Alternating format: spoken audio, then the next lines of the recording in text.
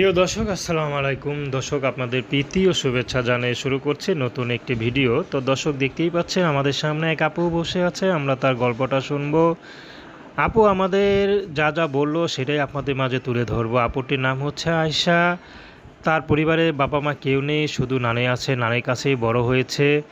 তো নানি ছাড়া আয়শা আর কাউকেই চেনে না, কারণ নানি তার সব, এই পৃথিবী হচ্ছে তার নানি। তো আয়শা বেশি পড়াশোনা করতে পারেনি, সেলাইয়ের কাজ করে, সেলাইয়ের কাজ করে আয়শা ইনকাম করে যা পায় তা দিয়ে নানি আর নাতনি চলে। তো আয়শার বিয়ে হয়েছে, তার নানিও চাচ্ছে আয়শাকে বিয়ে শাদী দিতে, কিন্তু ভালো কোনো ছেলে পাচ্ছে না। ছেলে পেলে হয়তো আয়শাকে বিয়ে শাদী দিবে।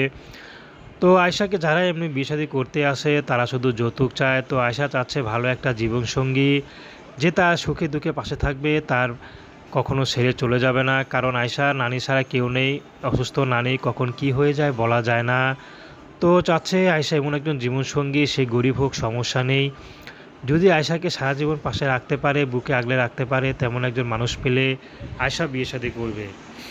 তার টাকা পয়সার দরকার নেই, আয়শা চাচ্ছে যদি তার মনটা বড় হয় তাতেই হবে।